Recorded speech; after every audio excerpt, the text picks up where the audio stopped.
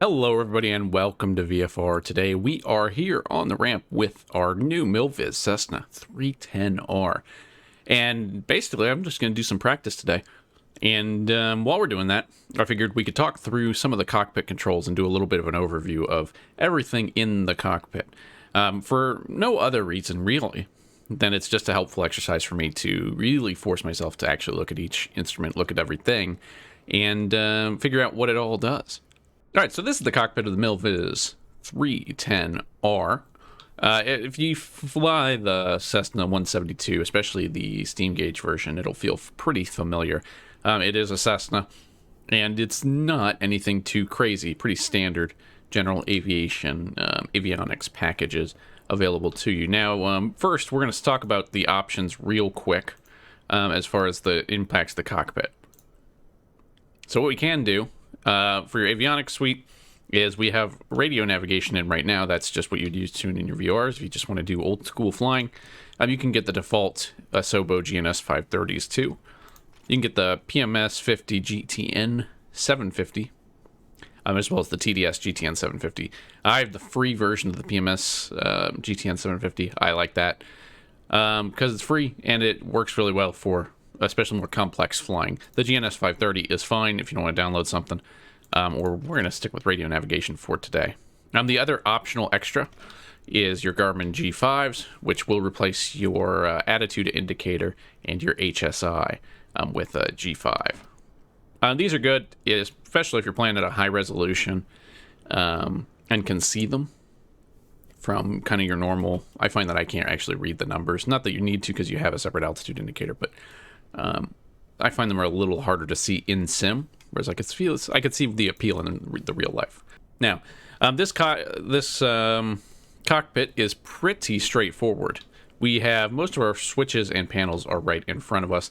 Just as a high-level overview, we've got your basic flight instruments here along the left seat. You can fly from either seat if you want to, but most of your flight instruments are here: airspeed indicator, attitude indicator, all that. Your main navigation avionics panel is in here. You'll have your GPS or whatever nav aids you're using will be in the center panel, and then engine instruments over here on the right. That'll show you more details about the engine and parameters and stuff like that. Down here on the left, we have kind of your lights and de-ice. So all your lights are on this panel as well as your de-icing controls, and some circuit breakers as well. Your engine start and battery power and control is all down here too. So that is all here, and then basically you have gear, power, you have your climate controls, and then your throttle quadrant. And fuel is down here on the floor. So that's high-level overview, but we're going to dig into each of those a little bit easier. Again, if you don't know, you can hide the tablet by clicking on the pillar here. So we will start with the main avionics panel here. Obviously, you have your attitude indicator front and center, but your basic six-pack here: attitude indicator, your airspeed indicator, your altimeter, your vertical speed indicator, your HSI, and your turn coordinator. These we also have a clock here, and then down here we have some engine temperature gauges. These will show you parameters for the engine. We'll talk about those a little bit later. And down here we have an ADF display too. So if you want to use your ADF, you can tune that in down here. This switch toggles between nav 1 and nav 2. If we give ourselves power by clicking on battery on, turn on avionics for the moment, you can see we can swap between nav 1 and nav 2, and that would just change which radio or which GPS unit you're going off of. So starting with the attitude indicator and working our way out, the attitude indicator is pretty straightforward, especially if you're using just the steam gauge version. You do have a knob here that can adjust the water line. So if you're in level flight and you find that this isn't quite right, if you're not quite holding level with this, you can adjust this up and down. But again, they recommend from the manual VMC, visual meteorological conditions, and level flight there. So you can adjust that. Your airspeed indicator. Over here, we've got a few zones, few lines that are mostly interesting. The red line here is going to be kind of your low stall speed. It's around 80 knots. And that's also going to be the speed you'd rotate at, stuff like that. The blue line here is going to be your best climb speed around 105, 107 knots. So you're going to kind of want to keep it at the blue line when you're climbing out, and you kind of aim for the area above, between the blue and the red for approach, but really 90 to 100.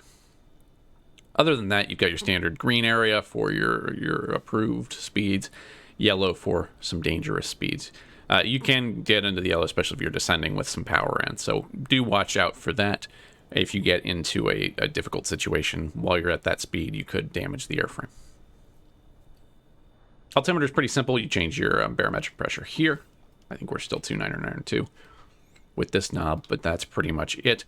Vertical speed, again, not much to discuss here, but plus or minus 1,000 is going to be kind of the range we're keeping it in for this airplane for passenger comfort, and really it's not going to climb out like a rocket. Your HSI is, again, kind of standard. We're not going to talk about how to read an HSI here, but the important thing for this one, there's a couple of them. Number one, you have to set your course, so this is going to stick to north, but if you know what course or what radial, if you're flying with the VORs, or if your GPS tells you what course you need to fly, you need to set that here, and then you can track it with this knob. And then your heading select, this orange bug, will be what the autopilot tracks for heading. Turn coordinator, pretty standard turn coordinator. We want to keep the ball in the middle, and our wings between kind of the left and right notches there. You also have a DME indicator down here, so if you tune a VOR on your nav 1 or in your nav 2, depending on which one you have selected, this will show you how far away you are from that. This also, if it has the debugging issue, or has the debugging feature of the click spot down here, if you click on this, and this will show you what the failure is if you have a failure on the airplane right now. Our engine gauges, we'll talk about that a little bit later after we've talked about the engines, but that's pretty much your primary six-pack. So next up, moving to the pilot's side switch panel. Again, this is going to be most of your lights and de-icing controls. So from left to right, we have our prop de-ice, we have our windshield de-ice, so we can heat the windshield or not. And again, these are pretty simple, on or off. On will make it hot, make ice go away. Pitot heat here, avionics master here, we can turn that off for now. And then the right side is going to be lights. So de-ice light, anti-collision light, strobe light, nav light, and taxi light. Also a good idea, just check, make sure all these work while we're doing that. Landing light is at the far end here. Landing lights on this airplane can extend and retract. So if you put it into the extend position, I believe it's going now, the landing lights should extend. And then once they're extended, they turn on. So, but if they're already extended, you put it in the up position, it'll just turn it on. Move it back to the center, and it will just stay extended but off. And then if you move it back to retract, it will retract the landing lights, obviously with them off. You also have some lights here, so radio. This will control also the brightness of your tablet, but these are all brightnesses for your for the different lights on your panel. So moving on to the second panel of switches that we're primarily going to concern ourselves with, the pilot's lower switch panel. This is kind of the start and power panel. So left to right, we have aux pumps. These will be basically set for low for takeoff, landing, and when we are switching fuel tanks. So low and then off for the rest of them. High is only for emergency with a fuel pump failure. Start and prime. This is how we start the engine. So the big red button, start the engine. You turn prime to the left or right, depending on which one you want. And then you press the red button to start. Battery. We have the battery and alternator. So when we're going to start, we would turn battery on, alternators on, and that will supply electrical power. And then over here we have the Magneto. So this is like your switch if you have a rotary switch in other Cessnas, a single engine particularly, it's like a car. We have left to right magnetos for each engine. So it's slightly confusing, but the left magneto for the left engine, right magneto for the left engine, left magneto for the right engine, right magneto for the right engine. But basically right, it's all pretty much where you think. Left, left, left, left, left, right, right. Makes it nice and easy. So now down kind of on the bottom center panel, we have a few important things. Your gear panel, 3 lights, 3 green. That means your gear is down and locked. If it's red, that means it's unlocked. And if all lights are out, that means gear's up. Amp meter select. This just changes what different voltages and amp meters we're looking at. So you can check the battery now. We have the battery on. We're showing 10 volts. And so we have life there. But that's just helpful to make sure that you actually have alternators working in flight. Alternator failure lights are here. We have left and right alternator failure lights. Now there are a couple of other switches down here on the left panel. These are basically emergency switches if you have avionics failures or alternator failures. This is what you would use with these red buttons. And then your alternator circuit breakers are down here too. But these will illuminate if the alternator is not working. It is not working now because we have them off and no engine running. Up here, low fuel lights. Again, you can click these lights to make sure that they actually light up, and that's the test when we're talking about the testing the lights. Low fuel left and low fuel right. Flaps here, pretty self-explanatory. The flap lever is right here. 15, you've really basically got two settings, 15 or 35. And we'll talk a little bit about cabin heater later when we get over there. So bouncing up to the center of the panel, we have our avionics. Again, this is going to depend quite a bit on how you configure it. Again, I like the GTN 750, but if you're flying just VOR to VOR, this would be kind of your old school panel configuration. So we can turn avionics on just to test this out and show what we're talking about. So up here, this is kind of a control for which radios you're listening to, talking on, and all that stuff. You have two different Bendix radio sets here. These are 165 alphas. Comm on the left, standby on the or nav on the right, and you hit this button to go between your standby and your active one, just like any other radio. Again, GTN's it's going to be slightly different buttonology for each configuration, but broadly speaking, this stuff's going to change. Your transponder also might change. This is the Garmin version, the basic Garmin version, so it's really easy to use. If they say we're squawking 5455 or 5454, you do that, you hit the button you want. It's really easy. Our ADF meter, our ADF is up here. This and the autopilot stay the same no matter what panel you have.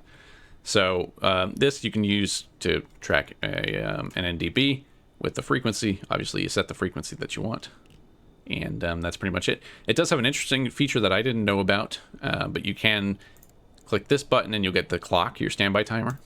You hit this, you have a timer. You can start a timer here in a digital clock right there. So that's useful if you want to set a timer.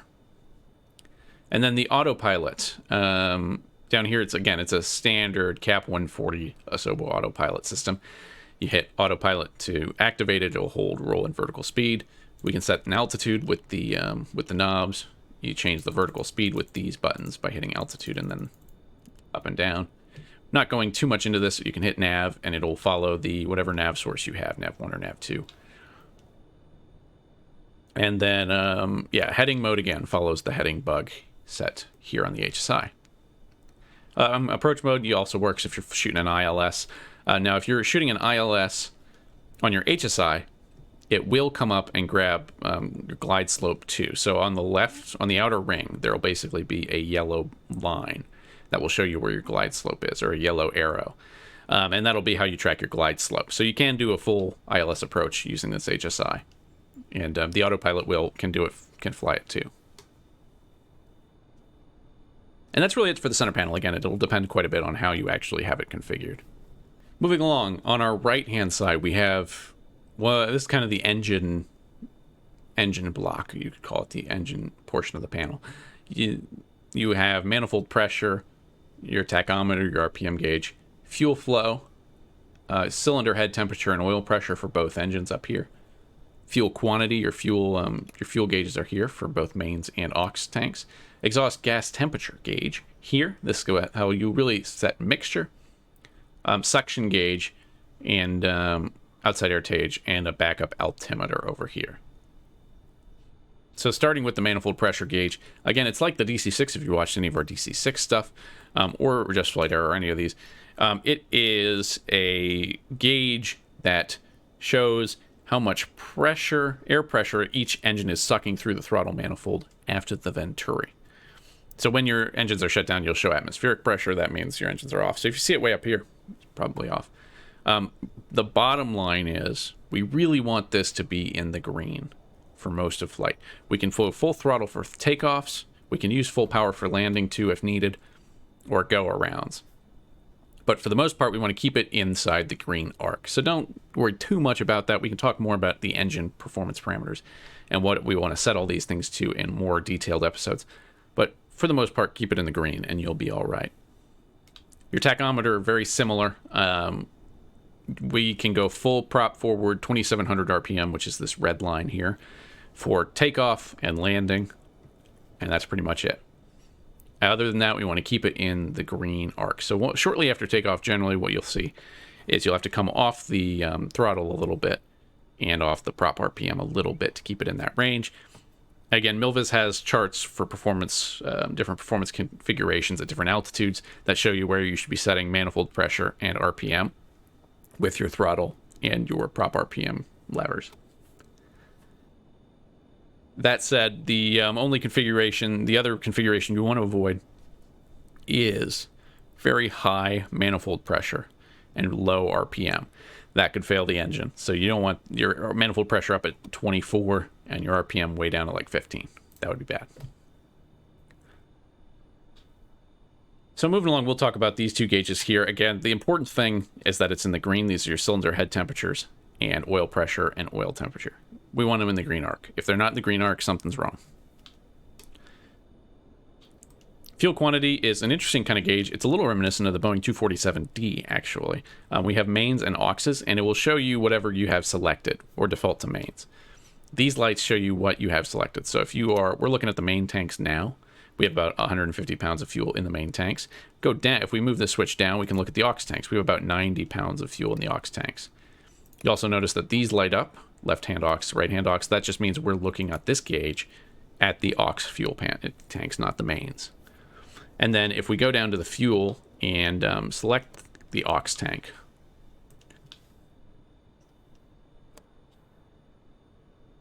it will show us that automatically. So we have that right-hand aux selected. It will automatically display that on the gauge. This is just a useful quality of life feature.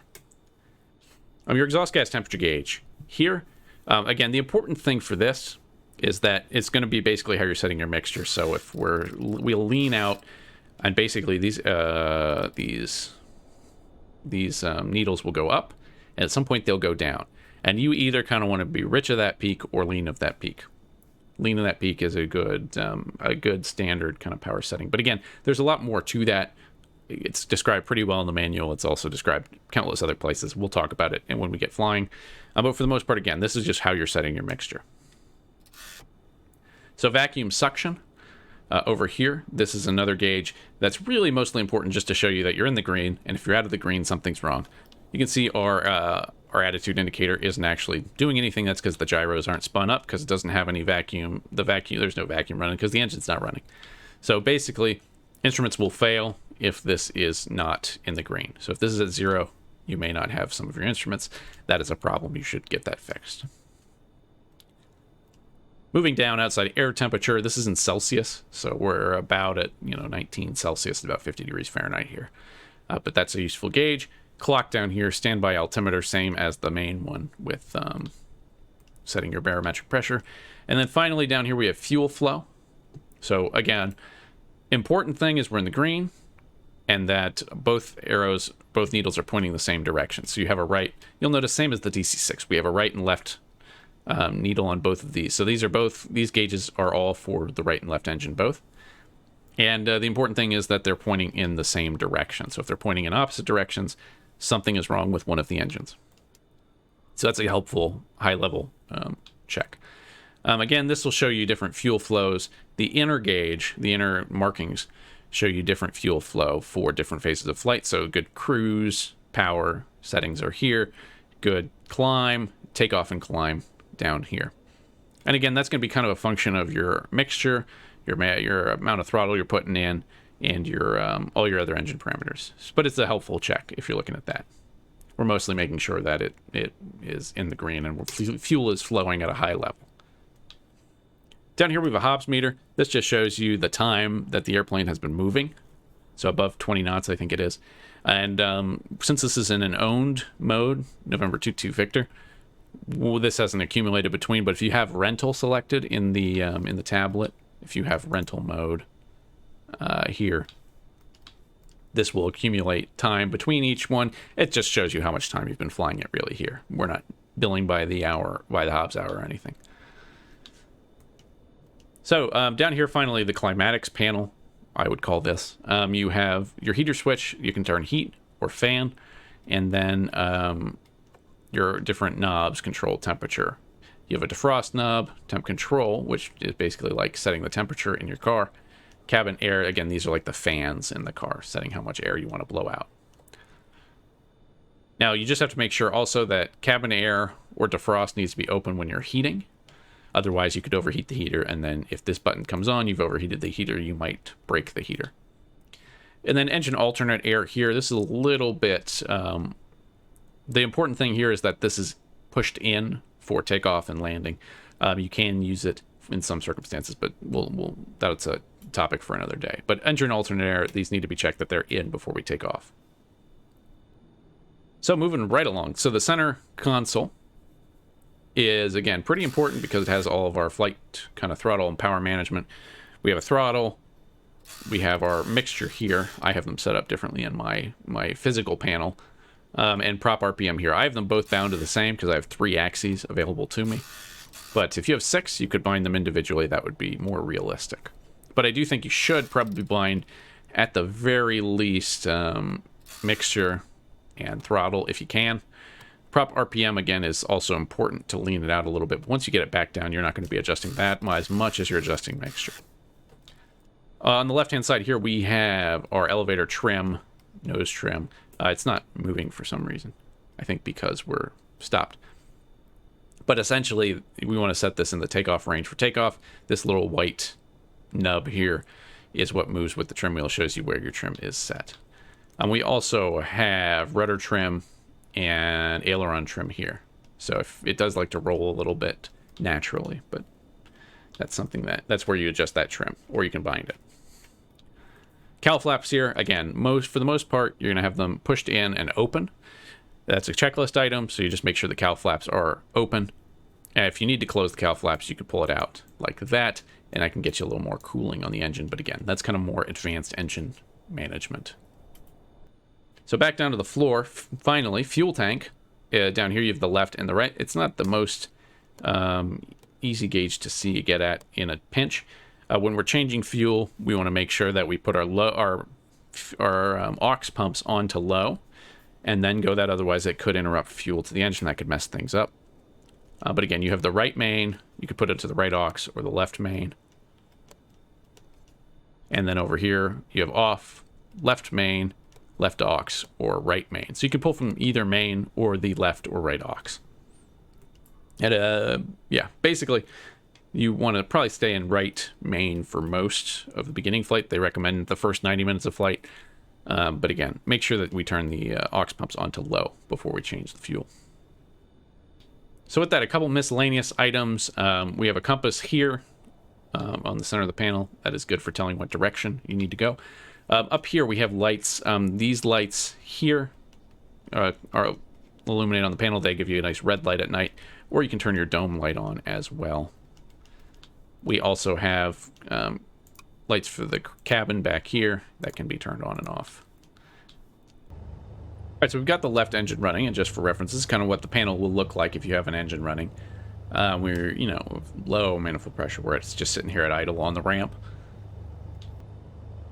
So this is an EDM 700 digital engine temperature gauge, and it basically is going to show us a lot about the exhaust gas temperature of individual cylinders and the cylinder head temperature of individual cylinders.